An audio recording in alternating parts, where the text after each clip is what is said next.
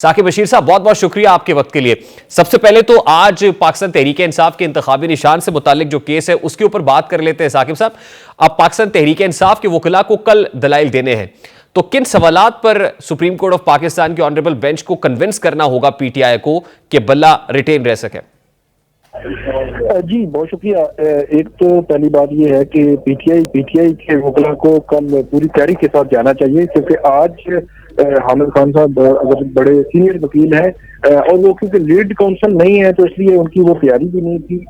इतने crucial time में PTI को पता भी था कि आज जो है वो जो अपील है वो फिक्स हो चुकी है, तो जो लीड काउंसिल हैं बैरिस्टर अली जफर वो मौजूद ही नहीं थे। तो बहुत सारे ऐसे सवालात थे जिनके जवाबात हामिद खान साहब के पास ही नहीं थे, और इवन बैरिस्टर गोहर जो है वो भी उतना प्रिपेयर नहीं थे। तो एक बात तो ये है कि इनको प्रिपेयर होकर जाना चाहिए कल। और दूसरा बड़े अहम सवालात है जो मखदूम अली खान एक बड़ा नाम है इस मुल्क के जो वकला में से, तो उन्होंने बड़ा टफ टाइम दिया भी है और दे भी सकते हैं। तो इसलिए एक सवाल तो इनका ये है कि आपने जो अपना आइन था उसके मुताबिक आपने जो इंटर पार्टी इंतखाबात करवाए हैं। फिर दूसरा इसमें यह था कि जो वहाँ पे डिक्लेरेशन के हवाले से इन्होंने जो प्रोसेस करना था अपने पार्टी आइन के मुताबिक वो प्रोसेस फुलफिल किया है या नहीं किया।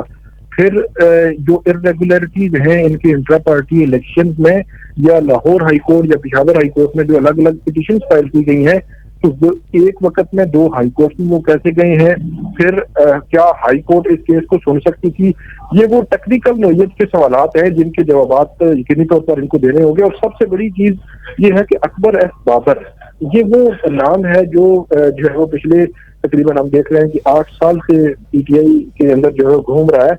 और आज उनको चीफ जस्टिस ने भी थोड़ा सा टफ टाइम दिया कि आप खुद हैं आपके पीछे कोई और, या उन्होंने कहा कि आप जो अगर फाउंडिंग मेंबर हैं पीटीआई के, तो आप क्यों जो है वो इसको करना चाह रहे हैं कि जो आपकी पार्टी है जिसको आप क्लेम कर रहे हैं कि उनको निशान ही ना मिले।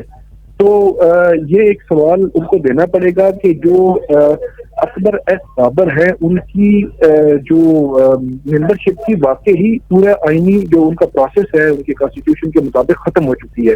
इसके अलावा भी उनके कुछ मेंबरान हैं जिनके हवाले से उनको अदालत को मुतमईन करना पड़ेगा। और उसके बाद जो है वो कल साकिब बशीर साहब, कल ही इस केस का फैसला आने की तवक्को है? कल इस केस का फैसला आने की तवक्को है, बल्कि चीफ जस्टिस काजी फाइज ईसा ने तो जो पीटीआई के वकला थे हामिद खान साहब को ये कहा था कि आज ही आप अगर इस पे बात करना चाहें, इसको मुकम्मल करना चाहें, हम बैठे हुए हैं।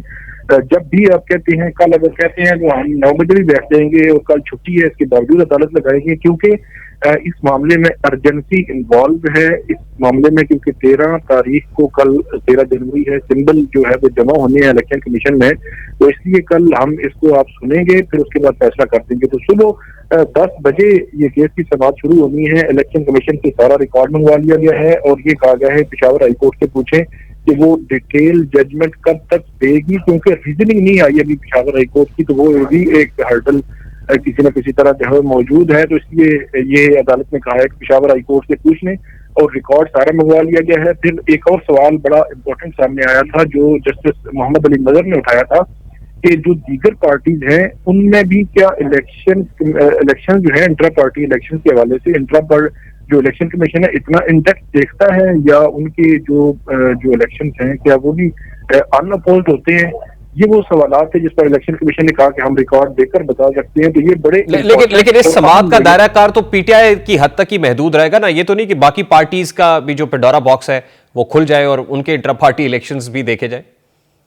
नहीं, उनकी हद तक नहीं देखा जाएगा। लेकिन अगर वो फैक्ट्स रिकॉर्ड पे आते हैं, फर्ज करें अदालत ये पूछती है या पीटीआई के वकला कल बताते हैं कि ये हमारे जो इलेक्शन कमीशन ने जितने इन डेप्थ तरीके से हमारे इंट्रा पार्टी इलेक्शन को देख रहा है, इसी तरह के इंट्रा पार्टी इलेक्शन तमाम बड़ी पॉलिटिकल पार्टीज के हुए हैं, और वो रिकॉर्ड भी सामने आ जाए, तो वो जो सिचुएशन है वो उनके केसेस नहीं खुलेंगे। लेकिन वो सिचुएशन पीटीआई के नैरेटिव को या इनके जो दलील है या आर्गुमेंट है उसको सपोर्ट करेगी।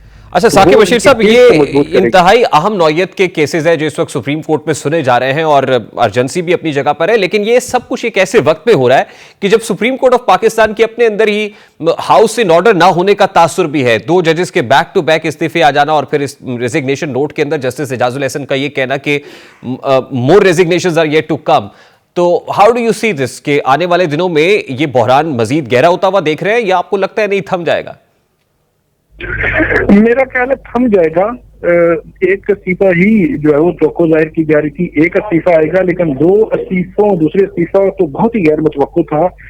اب میرا نہیں خیال کہ مزید کوئی استعفیٰ آئے گا، لیکن کیونکہ اس سے یہ تاثر کیا ہے جو جسٹس مظاہر علی اکبر نقوی ہیں کہ ان کے خلاف جو ایلیگیشن تھے وہ درست تھے، کہ اگر وہ درست نہ ہوتے تو وہ اس کا فیس کرتے، اگر کوئی مسئلہ ہوتا تو ہائی لائٹ ہوتا. انہوں نے کہا اوپن سماعت کی جائے، اوپن سماعت ہو گئی. وہ اپنے جو ان پہ الزامات تھے وہ آخری دن تک کرتے رہے، جھوٹ ہے، پروپیگنڈا ہے اور فیک چیزیں میرے خلاف پھیلائی گئی ہیں.